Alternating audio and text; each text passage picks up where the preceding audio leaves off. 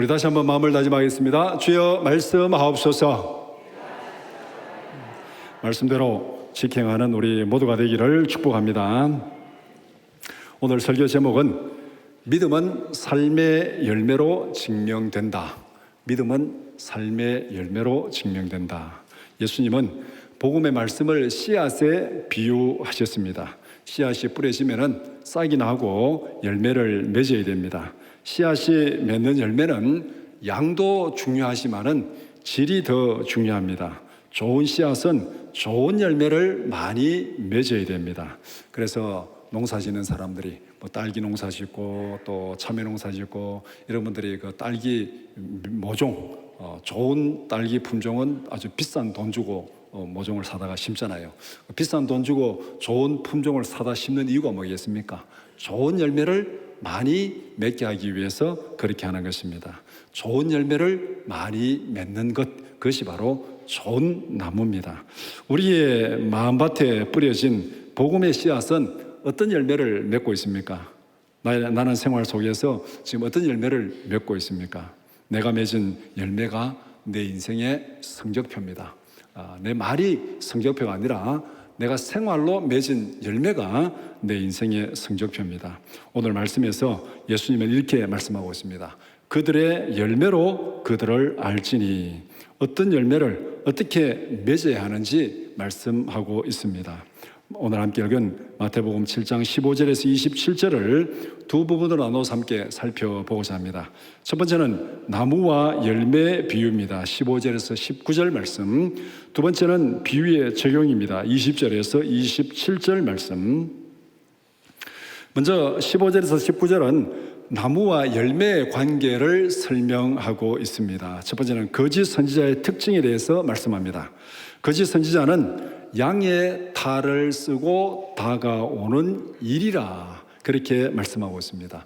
이 이리가 양에게 오면은 양들이 다 도망을 가겠죠. 그러나 도망가지 말라고, 도망가지 못하게 이제 양의 탈을 쓰고 자기를 숨기고 이렇게 가만히 양들 가운데 다가오는 것이 바로 거짓 선지자다. 거짓 선지자는 자신의 정체를 속이고 침입한 약탈자입니다. 겉으로 보기는 양의 옷을 입었지만, 양같이 보이지만은 그 속에는 일이고 그 속에는 약탈자고 침입자입니다.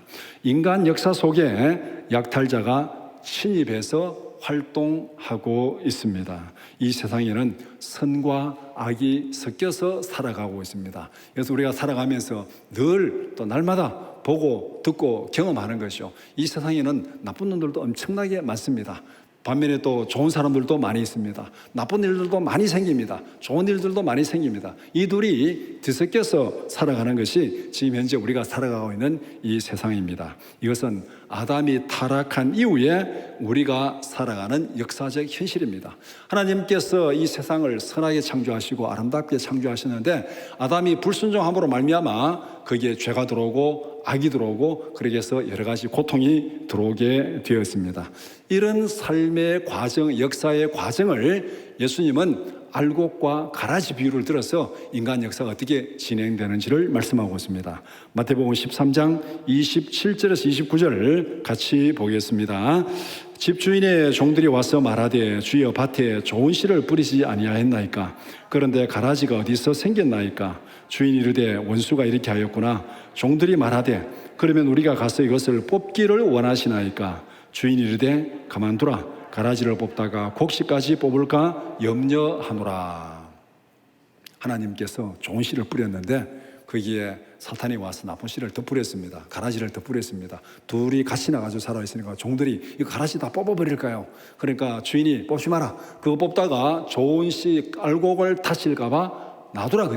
그대로 놔두고 같이 살아다가 추수 때가 되면은 가라지는 먼저 거두다가 불에 던지고 알곡은 곳간에 들이리라, 그렇게 말씀합니다. 이 세상에 거짓과 악이 섞여 살지만은 영원히 그렇게 되는 거 아니에요. 하나님께서 언젠가는 분명히 악과 거짓을 분리할 때가 옵니다. 분리해가지고 악은 다 거두어서 지옥불에 던지고 그 다음에 알곡은 천국 곳간에 드릴 그날이 분명히 있을 것이다. 그렇게 말씀하고 있습니다. 이것이 바로 우리가 살아가는 역사적 현실입니다. 그래서 우리 주위에 여러 가지 나쁜 일도 많고 힘들게 하는 사람도 많고 그래도 별로 여러분들 마음 상하지 마시기 바랍니다. 왜냐하면 그것이 우리가 살아가는 세상이고 이 땅에 사는 날 동안에는 그 질서가 변하지 않습니다. 예수님이 재림할 때까지는 우리는 그 가운데서 견디며 살아가야 됩니다. 힘들면 힘든 대로, 어려우면 어려운 대로 견디면서 극복하며 살아가는 것이 우리의 삶입니다. 그러면은 약탈자가 침입한 목적이 무엇입니까?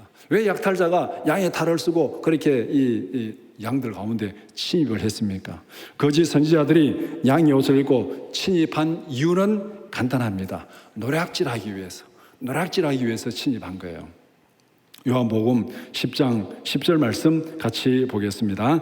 도둑이 오는 것은 도둑질하고 죽이고 멸망시키려는 것뿐이요 내가 온 것은 양으로 생명을 얻게 하고 더 풍성히 얻게 하려는 것이라. 여기서 예수님께서 두 종류를 분명히 말하고 있어요. 가라지와 알곡의 삶, 예수님과 사탄의 그 삶의 목표가 뭔지를 분명히 말씀하고 있습니다. 도둑이 오는 것은 도둑질하고 죽이고 멸망시키려는 것뿐. 그 다음에 예수님이 온 것은 양으로 생명을 얻게 하고 더 풍성히 얻게 하려는 것. 이 두 종류의 삶이 예수님께서 분명히 말씀하고 있습니다. 자, 그러면은 우리는 이 말씀을 우리 자신에게 적용시키면은 우리는 어느 쪽에 더 가깝습니까? 내가 말하고 내가 행동하는 그것들이 다른 사람을 힘들게 하고 상처 주고 어렵게 하고 분노하게 만든다면은 우리의 삶은 약탈자의 삶이에요. 내가 아무리 거룩하게 기도하고 멋있게 그렇게 살아가도 내가 하는 말, 내가 하는 행동이 다른 사람에게 힘들게 하고 고통을 준다면은 그것은 약탈자의 삶입니다. 나의 말과 행동이 다른 사람을 위로하고 격려하고 그들의 삶을 즐겁게 만들고 행복하게 만든다면 그것은 바로 우리가 예수님을 따라가는 삶입니다. 예수님은 우리의 삶의 모습을 이 둘로 나눠가지고 분명히 말씀하고 있습니다. 그래서 예수님은 이렇게 말씀합니다. 거짓 선지자들을 삼가라. 그들의 행동은 약탈자다. 그들의 행동을 봐라. 보면은 겉으로는 양의 옷을 입고 겉으로는 멋있게 가장을 했지만은 그러나 그들의 행동은 약탈자다. 그러니까 약탈자를 조심하라. 껍데기 보고 속지 말고 그 행위를 보고 그 열매를 보고 잘 판단하라고 그렇게 말씀하고 있습니다. 두 번째는 거짓 선지자들의 판별법을 비유로 말씀하고 있습니다. 거짓 선지자들은 양의 옷으로 자기를 포장한 사람들입니다. 자기 실상을 감춘 것이죠. 겉보기에는 거짓 선지자와 참 선지자를 구분하기가 굉장히 어렵습니다. 오히려 겉보기에는 거짓이 진짜인 것처럼 더 그렇게 보일 수도 있습니다. 오늘 우리 주위에는 거짓이 굉장히 많잖아요. 더 진짜인 것처럼 그렇게 보일 때도 많이 있습니다. 요사이는 이제 물건을 어떻게 마트에 가서 직접 보고 사는 것이 아니라 이제 인터넷으로 물건을 주문하는 경우들이 많이 있잖아요. 저도 이렇게 조그마한 물건 하나 사는데 인터넷 보니까 막 사진 보여주고 동영상 보여주고 막 굉장히 멋있어요. 그래서 요거 사면은 잘 쓰겠다 하고 샀습니다. 사서 물건 한 대 보니까 이거는 허접하기가 그지가 없고 도저히 쓸 수가 없어요. 휴대용 면도기를 샀는데 도무지 이거는 쓸 수가 없는 거예요. 그래서 제가 바로 반품 신청을 했습니다. 이거 너무 허접해서 못 쓰겠다고 반품 신청을 하니까 그 다음에 거기서 온 연락이 뭐냐면은 반품하지 않고 값을 반 깎아줄 테니까 쓸 용의는 없냐? 필요 없다, 가져가라 그랬어요. 그러니까 자기들도 알아요. 허접한 물건 보낸 거 압니다. 자기들이 회수하러 오면은 회수하고 가는 비용 더 들고 그거 가져가야 다른데 팔 수 없다는 거 알고 있어요. 이 허접한 거를 멋있게 사진 찍어가지고 동영 찍어가지고 그렇게 팔아먹은 거예요. 팔아먹고 내가 반품한다니까 돈 반 깎아줄 테니까 그대로 써라. 아직까지 물건 우리 집에 있습니다. 필요 없다, 가져가라. 아직까지 가지를 않았어요. 이게 뭡니까? 이게 바로 속이는 거잖아요. 겉으로 보기에는 막 멋있게 막 속여가지고 물건을 받아보니까 이게 완전히 엉망이에요. 우리 주위에는 이런 것들이 너무나도 많습니다. 우리가 빛 좋은 게살구라는 말이 있습니다. 옛날 사람들이 많이 쓴 건데 요사이는 잘 모르죠. 빛 좋은 게살구. 우리 교회 주상에도 살구나무가 하나 있는데 살구가 굉장히 많이 열립니다. 그건 빛 좋은 게살구가 아니에요. 살구 맛이 굉장히 좋은 편입니다. 빛 좋은 게살구는 겉으로 보기에는 아주 좋은 살구처럼 보입니다. 그런데 이것을 맛을 보면은 도저히 먹을 수 없는, 완전히 시고 이래서 도저히 먹을 수 없는 그런 열매를 우리가 나무를, 살구를 빛 좋은 게살구다 이렇게 얘기하는데, 열매를 보고 그 나무가 어떤 나무인지를 우리가 알 수가 있습니다. 거짓 선지자들을 구별하는 방법도 그와 마찬가지다. 16절에 그들의 열매로 그들을 알지니, 그들의 열매로 그들을 알지니. 겉으로는 거짓 선지자를 구별할 수가 없습니다. 그들이 살아가는 삶의 열매로 그들을 구별할 수 있습니다. 제가 이거는 저 혼자만 얘기하고 이제 그 삶을 구별하는 제 나름대로 혼자만 알고 있는 그건데 제가 한번 공개를 하겠습니다. 예전에 신천지 이단들이 굉장히 교회에 막 많이 침투를 했잖아요. 교회에 막 성도들이 등록하고 나면은 이 성도들이 이단인가 아닌가를 굉장히 고민을 해야 되는 그런 때가 있었습니다. 이 성도가 이단인가 아닌가, 등록을 했는데 이단인가 아닌가, 신천지인가 아닌가, 그런 고민을 할 때 제가 나름대로 분별하는 방법이 뭐냐면은, 등록하고 11조 헌금을 드리면은 신천지가 아니에요. 제가 판단하는 겁니다. 등록을 했는데 헌금 생각은 전혀 없어. 이거는 좀 더 지켜봐야 되는 거예요. 근데 등록을 하고 11조를 드리면은 분명히 그 사람은 이단이 아닙니다. 맞거나 말거나 제가 그렇게 판단하고 있으니까. 그러니까 여러분 나름대로도 뭔가 판단하는 기준이 있을 거잖아요. 그래서 우리가 거짓 선지자를 판별할 때 그 행동을 보고 판단을 해야 됩니다. 겉으로 보기에는 도저히 분별할 수가 없는 것이죠.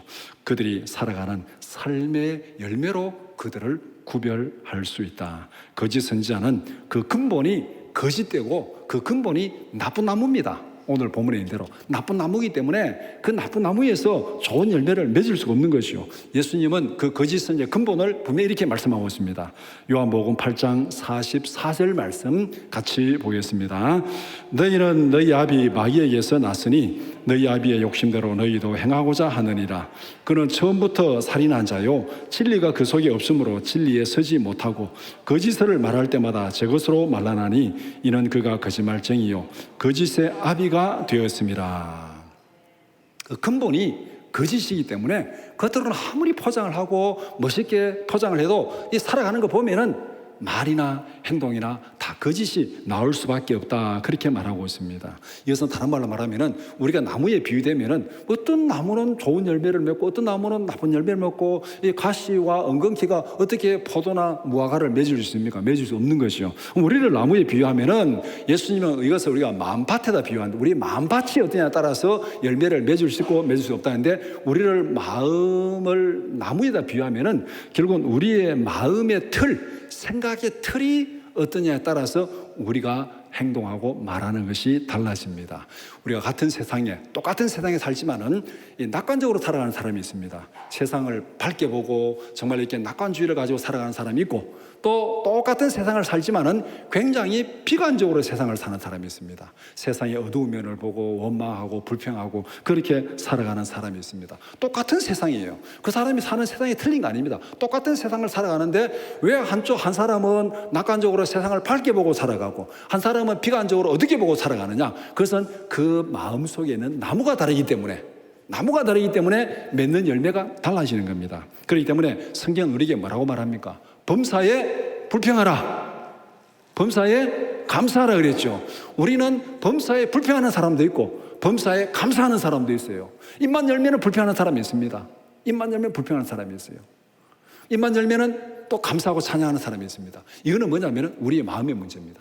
그래서 성경은 거듭나라, 마음이 거듭나라. 거듭나면 마음이 바뀌는 거예요. 마음이 바뀌는 거예요. 예수님의 마음으로 우리의 마음이 바뀌는 것, 그것이 바로 거듭남입니다. 그렇기 때문에 우리가 살아가면서 우리의 마음이 어떤 열매를 맺는가? 나는 늘 원망하고 불평하는 열매를 맺는가? 아니면 나는 늘 감사하고 찬양하는 열매를 맺는가? 그 열매를 보고 우리 마음속에 있는 나무가 어떤 나무인지를 우리는 분간할 수 있고 판단할 수 있습니다.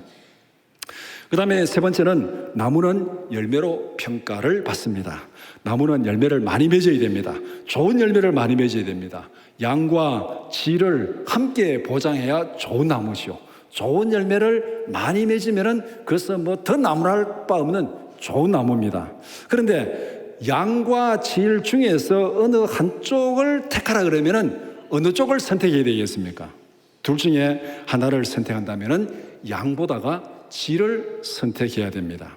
제가 어릴 때 시골에 감나무도 많이 있고 고염나무, 시골에 김나무라 그랬는데 고염나무도 많이 있고, 그런데 열매를 맺는 거 보면은 감나무는 이게 열매를 뭐 그렇게 많이 안 맺고 그 적당하게 맺습니다. 근데 고염나무를 보면은 열매를 엄청나게 많이 맺어요. 그냥 가시에 팍 열매가 달라붙어 가지고 나무 가지가 잘 안 보일 정도로 열매가 팍 붙어 있습니다. 열매를 엄청나게 많이 맺습니다. 그런데 고염나무 열매는 쓸모가 없어요. 보면 전부 씨만 가득 차가지고 쓸모가 없습니다. 그래서 사람들이 그 나무는 될 수 있으면 잘라버립니다. 크면은 잘라버리고, 크면은 잘라버리고. 근데 그 어린 고염나무는 잘라가지고 감나무 접 붙이는 데 씁니다. 잘라내고 감나무 가지를 갖다 거기에 접을 딱 붙이면은 나중에 감나무 열매를 맺는, 그렇게 쓰는데 왜 고염나무를 잘라버립니까?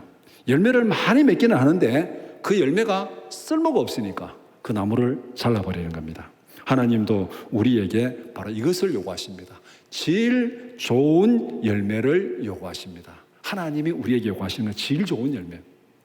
열매를 많이 맺었는데 쓸모없는 열매를 맺으면 그게 무슨 소용이 있겠습니까?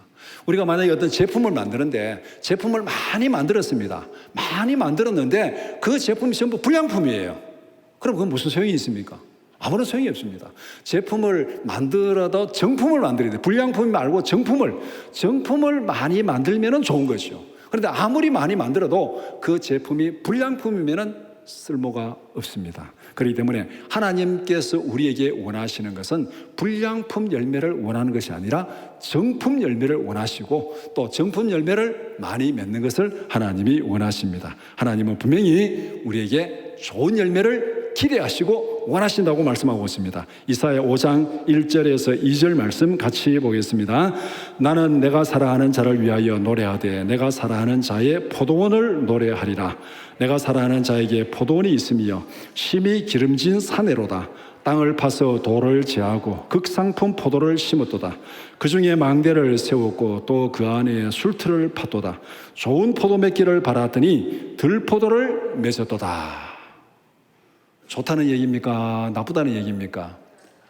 포도원이 있는데 좋은 땅에 돌을 다 골라내고 좋은 포도를 심고 울타리를 치고 물을 지고 이제 기대하기를 극상품 포도가 맺히기를 기대했는데 열매 맺는 거 보니까 완전히 들포도를 맺었습니다. 한탄하게 되는 것이죠.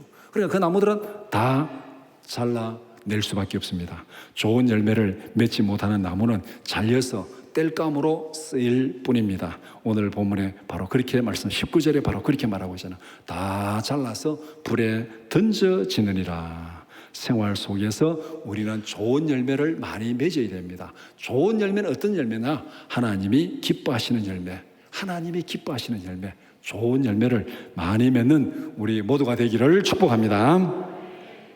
다음으로 20절에서 27절은 비유의 적용입니다. 첫 번째는 참된 믿음은 말씀에 순종하는 행동으로 평가받는다. 앞에서 나무가 열매로 평가받는다 그랬죠. 그러면 참된 믿음은 뭘로 평가를 받느냐? 참된 믿음은 말씀에 순종하는 행동, 이것이 바로 믿음의 열매라는 겁니다. 말씀에 순종하는 행동으로 평가받는다. 하나님은 삶의 열매로 믿음을 평가합니다. 입으로 떠드는 믿음이 아니라 순종하는 행동으로 평가합니다. 입으로 주여 주여 하지 말고 하나님의 뜻대로 실천하라. 그렇게 오늘 본문에서 분명히 말씀하고 있습니다. 거짓 제자들의 특징은 입술에 열정은 있습니다. 입으로는 굉장히 떠들고 입으로는 온갖 자랑 다 하고 입으로는 온갖 것 다 얘기하고 입으로는 다른 사람 평가 다 합니다. 이거 잘했다 못했다 평가는 정말 잘하고 입은 열심히 떠드는데 헌신이 없습니다. 수고가 없습니다. 봉사가 없습니다. 삶이 없습니다. 그거는 거짓 제자입니다. 행동으로 실천하는 순종이 없는 믿음, 그것은 거짓입니다. 제자들이 베드로가 예수님 앞에 뭐라 그랬습니까? 예수님, 내가 죽음의 자리까지라도 내가 같이 가겠습니다. 큰 소리 쳤습니다. 입으로는 뭐를 못하겠어요. 큰 소리 쳤어요. 그런데 정말 베드로에게 애쓰며 수고하며 헌신하며 기도하는 기도의 시간이 있었습니까? 없었잖아요. 기도하지 않았어요. 그러니까 어떻게 됐습니까? 예수님 모른다고 도망쳤잖아요. 말로는 베드로가 엄청난 대단한 제자였습니다. 그런데 막상 어려움이 딱 닥치니까 기도하는 수고, 기도하는 헌신이 없는 그 베드로는 부인하고 도망쳐버렸습니다. 오늘 우리의 삶도 마찬가지입니다. 우리가 말로는 뭐를 못하겠습니까? 말로는 뭐를 못하겠어요. 그러나 우리의 믿음이 정말 하나님 앞에서 말씀에 순종하고 기도하는 헌신과 수고가 없다면 그 믿음은 보장할 수 없습니다. 그거는 가짜일 가능성이 훨씬 더 많습니다. 입으로 털지 말고 순종하고 기도하고 하나님 앞에 엎드리는 그런 믿음의 사람들이 되기를 축복합니다. 예수님이 요구하시는 열매가 어떤 것입니까? 입술의 고백이 아니라 하나님의 뜻을 실천하는 행동을 예수님이 원하십니다. 마태복음 16장 24절 말씀 같이 보겠습니다. 이에 예수께서 제자들에게 이르시되 누구든지 나를 따르려거든 자기를 부인하고 자기 십자가를 지고 나를 따를 것이니라. 누구든지 나를 따르려거든 자기를 부인하고 자기 십자가를 지고 나를 따를 것이라. 이게 예수님이 우리에게 원하는 삶의 열매입니다. 자, 이 말씀을 베드로에게 적용을 시켜보면, 아까 말한 베드로에게 적용을 시켜보면 예수님이 뭐라 그랬습니까? 시험에 들지 않게 기도하라 그랬습니다. 기도하라. 그러니까 베드로가 기도를 못했어요. 기도 못하니까 예수님이 대신 변명해 주잖아요. 마음은 어디로다 육신이 약하도다. 예수님이 대신 베드로를 변명해 줍니다. 오늘 우리가 정말 믿음으로 입으로는 막 천지를 뺄 것처럼 그렇게 막 헌신하고 막 결단하고 했는데 우리가 실제로 하지 못하는 것이 뭡니까? 왜 그렇게 못합니까? 내 생각이 앞서니까, 내 욕심이 앞서니까, 내 행편이 앞서니까, 나는 지금 바빠서, 나는 지금 피곤해서, 이렇게 하면 지금 뭐 다른 일이 손해가 봐서. 그러니까 여기서 뭡니까? 자기를 부인하고 자기 십자가를 지고 나를 따르라는데 내가 바빠서, 내가 피곤해서 이렇게 하면 내가 손해보니까 나는 기도할 수 없습니다. 나는 새벽에 기도할 수 없습니다. 나는 예배도 제대로 나올 수 없습니다. 그럼 이것이 자기를 부인하는 거예요? 자기를 부인하지 않는 거예요? 자기를 부인하지 않는 거예요. 자기를 부인하고 자기 십자가를 지고 나를 따르라고 그렇게 말씀했습니다. 그런데 우리는 많은 경우에 입으로는 온갖 충성 다 하는데 실제로 행동은 따르지 않습니다. 예수님은 그런 믿음을 원하지 않습니다. 행동이 수반되는 믿음을 원한다고 말씀하고 있습니다. 거짓 제자들은 자기 욕심을 위해서 하나님을 이용합니다. 그러니까 이게 불법을 행하는 것이죠. 하나님을 이용하니까, 하나님의 말씀에 순종하지 않고 자기 욕심을 위해서 하나님을 이용하니까 이게 불법을 행하는 자다. 그래서 불법을 행하는 자도 내게서 다 떠나가라, 이렇게 오늘 본문에서 말씀하고 있잖아요. 그러나 참 제자들은 자기 생각을 하나님의 뜻에 복종시키는 사람입니다. 그러니까 이게 순종하는 사람들. 우리가 법을 지킨다는 것은요, 귀찮아요. 법을 지키는 귀찮습니다. 여러분, 어디 시간이 급한데, 운전을 가지고 막 하는데 신호가 딱 걸렸어요.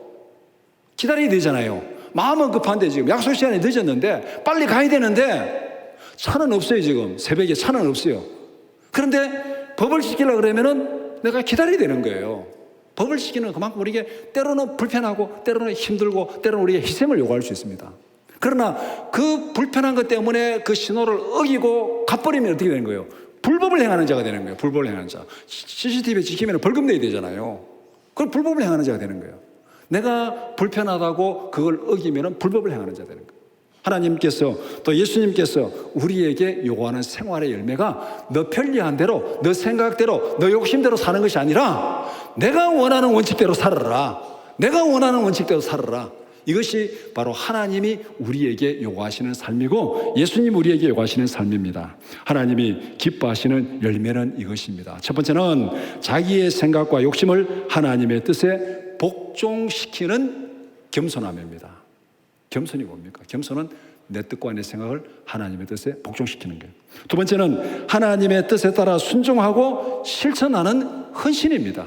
내가 때로는 힘들고 귀찮고 어렵더라도 그렇게 행동하고 헌신하고 실천하는 그것이 바로 하나님께서 우리에게 요구하시는 기뻐하시는 열매. 그러니까 하나님이 기뻐하시는 열매 간단히 정리하면은 하나님의 뜻에 내 생각과 내 모든 욕심을 복종시킬 수 있는 그런 겸손이 우리에게 있어야 되고, 그 다음에 하나님이 원하시면은 내가 힘들고 귀찮아도 순종하고 헌신하는 그런 믿음의 삶이 있어야 된다. 그렇게 말씀합니다. 두 번째는 우리가 맺은 열매에 따라서 우리가 받을 상급이 달라집니다. 우리 이 땅에서 청지기로 살아가는 사람들입니다. 청지기는 주인의 것을 맡아서 활용하고 관리하는 사람이 청지기입니다. 쉽게 얘기하면은 오늘 우리가 무슨 프랜차이즈 가게들이 많잖아요. 그 가게의 점장, 지점장, 그게 우리가 매니저, 이런 사람이 쉽게 얘기하면 청지기라 그렇게 비유할 수 있습니다. 지점장, 매니저. 청지기는 주인의 것을 맡아서 활용하고 관리하는 사람이니까 일정 기간이 지나면은 맡은 것을 반납해야 됩니다. 매니저나 점장이 주인이 아니잖아요. 평가해가지고 때로는 이제 끝날 때가 있는 거예요. 그래서 우리가 청지기이기 때문에 맡은 것을 반납할 때까지 열심히 활용하고 효과적으로 관리해야 됩니다. 내가 가진 것은 내 것이 아닙니다. 주인이 맡긴 거예요. 주인이 맡겨가지고 잘 활용하라고, 잘 관리하라고. 그러면 어떻게 활용하는 것이 잘 활용하는 것이고 어떻게 하는 것이 잘 관리하는 것인가. 내 뜻대로 내 생각대로 하는 것은 잘하는 게 아니에요. 주인이 원하는 대로. 내게 이것을 맡긴 주인이 원하는 것이 무엇인가? 주인이 내게 원하는 그대로 하는 것이 잘하는 겁니다. 그러기 위해서는 주인의 뜻을 알아야 됩니다. 하나님은 껍데기를 보고 평가하는 것이 아닙니다. 내용을 시험해 보고 하나님께서 평가합니다. 우리의 삶을 때로는 우리가 건축물에 비유할 수 있습니다. 집을 짓는 것에 비유할 수 있어요. 성경은 오늘 본문에서도 우리의 인생을 집을 짓는 것에 비유를 해가지고 설명합니다. 그러면은 우리가 인생의 집을 잘 지었느냐 못 지었느냐 어떻게 평가할 거냐? 하나님께서 우리가 인생의 마지막에 나 이런 집을 지었습니다 하고 하나님 앞에 딱 갖다 주면 하나님 껍데기 보고 잘 지었네 그렇게 평가하지 않고 하나님은 그것을 시험하는 거예요. 시험하는 거. 테스트해보고 우리 예를 들어서도 뭐 중간검사할 때 콘크리트 강도 검사해보고 그 다음에 안전성 검사해보고 다 이렇게 검사해보고 이게 집이 옳다 잘못됐다 그렇게 판단하는 것처럼 껍데기를 보고 평가하는 것이 아니고 하나님께서 우리의 인생의 집을 세운 것을 그 성능을 내용물을 검사해보고 하나님께서 평가하는데 하나님께서 우리 인생을 평가할 때 두 가지를 가지고 평가하십니다. 적어도 오늘 성경에 두 가지를 가지고 평가하시는데 첫 번째는 인생의 기초를 점검합니다. 어디에 인생의 기초를 세우느냐. 우리가 집을 지을 때 어디에 기초를 세워서 집을 짓냐 굉장히 중요한 거죠. 인생의 기초를 점검한 후에 하나님께서 집을 평가합니다. 우리가 지은 집을 딱 갖다 주면은 하나님께서 이 집이 어디에 세워졌냐, 반석 위에 세웠느냐, 모래 위에 세웠느냐, 그것을 보고 하나님이 평가한다고 오늘 24절에서 27절까지 말씀하고 있습니다. 반석 위에 집을 지으려고 그러면은 굉장히 힘들잖아요. 땅을 일단 파야 되잖아요. 땅을 파가지고 밑에 안반이 나올 때까지 땅을 파야 돼요. 그러면은 그 파는데 비용도 많이 들고 시간도 많이 들고 또 거기서 파서부터 거기서부터 기초로 쌓아 올리면은 거기서 또 여러 가지 재료들이 많이 들고 시간도 비용도 노력도 엄청나게 많이 듭니다. 반석 위에 집을 세우려고 그러면은. 그런데 모래 위에 집을 세우면 어떻습니까? 밑에 팔 필요도 없어요. 그냥 그 위에 바로 세우니까 굉장히 빠르잖아요. 옆에 있는 사람은 모래를 파가지고 반석 안반이 나올 때까지 파는 동안에 모래 위에 집을 짓는 사람 벌써 다 지을 수도 있어요. 나는 완공했다. 옆에 있는 사람 아직까지 기초공사도 덜 했는데 나는 다 지었다.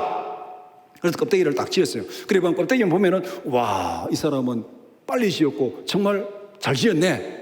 그런데 하나님은 그 껍데기를 보고 평가하지 않는다 그랬습니다. 잘 지었냐 안 지었냐. 그때 홍수로 물로 한번 확 쓸어버린다 그랬어요.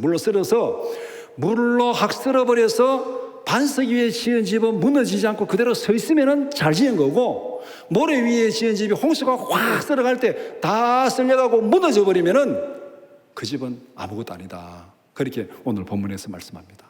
우리의 믿음의 기초를 어디에 세우느냐에 따라서 평가되는 거예요. 그래서 예수님의 말씀 위에 기초를 세운 인생은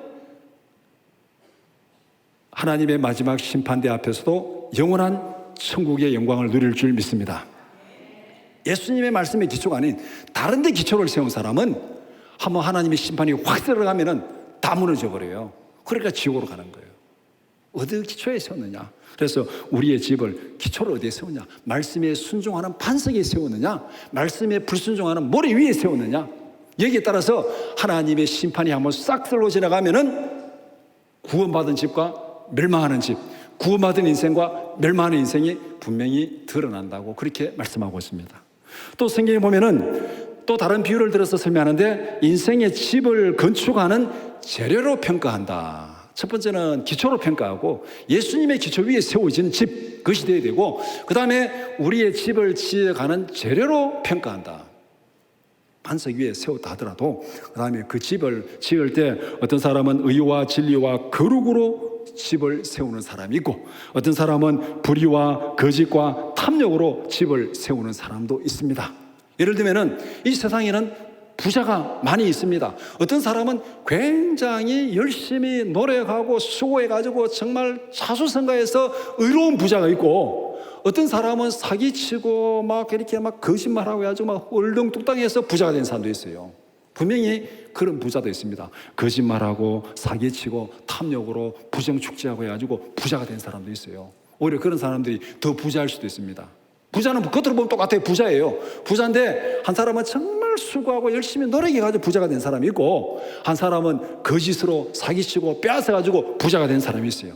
그러면은 와, 너는 부자가 됐으니까 어우 잘했네. 하나님이 그런 껍데기로 평가하지 않는다 그랬습니다. 무슨 재료로 지었느냐?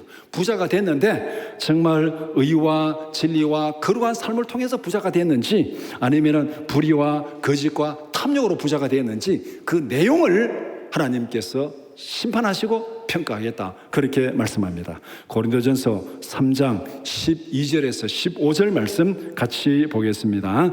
만일 누구든지 금이나 은이나 보석이나 나무나 풀이나 지푸로 이 터 위에 세우면 각 사람의 공적이 나타날 터인데 그날이 공적을 밝히리니 이는 불로 나타내고 그 불이 각 사람의 공적이 어떠한 것을 시험할 것입니다. 만일 누구든지 그 위에 세운 공적이 그대로 있으면 상을 받고 누구든지 그 공적이 불타면 해를 받으리니 그러나 자신은 구원을 받되 불 가운데서 받은 것 같으리라. 부자라고 다 좋은 평가 받는 거 아니라는 거예요. 거기에 불의와 거짓과 탐욕으로 불을 쌓았다면 오히려 그것이 그에게 저주요 심판거리가 된다는 거 분명히 말씀하고 있습니다. 우리가 인생의 집을 세워가되 어떤 재료로 세울 거냐, 어떤 재료, 이거 쉽게 말하면 우리의 인생을 세워가는 과정이 중요하다는 거예요. 결과가 중요한 것이 아니고 과정이 중요합니다. 의와 진리와 거룩으로 우리의 인생을 세워가야 된다는 겁니다. 그래서 하나님께서 우리에게 원하는 우리의 인생의 열매는 뭐냐면은 진리 위에, 예수님의 기초 위에 말씀의 뜻을 따라서, 하나님의 뜻을 따라서 집을 세워가는, 순종하는 삶으로 세워가는 그런 집을 지으라, 그렇게 말씀하고 있습니다. 이것이 바로 우리의 믿음을 평가하는 것이고 우리의 삶을 평가하는 하나님의 기준이라고 그렇게 말씀합니다. 하나님은 생활의 열매로 믿음을 평가합니다. 오늘 본문의 내용을 한마디로 요약하면은 이렇게 요약할 수 있습니다. 히브리서 11장 5절 말씀 같이 보겠습니다. 믿음으로 에녹은 죽음을 보지 않고 옮겨졌으니 하나님이 그를 옮기심으로 다시 보이지 아니하였느니라. 그는 옮겨지기 전에 하나님을 기쁘시게 하는 자라 하는 증거를 받았느니라. 에녹의 삶에서 가장 중요한 게 뭐냐면은, 에녹이 무슨 뭐 큰 권력을 가진 것도 아니고 큰 부자가 된 것도 아니고 뭐 우리는 알 수는 없어요. 성경에 그래서 기록하지 않으니까. 창세기 5장에 보면은 에녹이 살아가는 삶을 보면 360년 동안 살았는데 그는 농사 짓고 자식을 낳으면서 하나님과 동행하였더라. 전부 다예요. 이게 성경에 기록한 에녹의 삶이 전부 다입니다.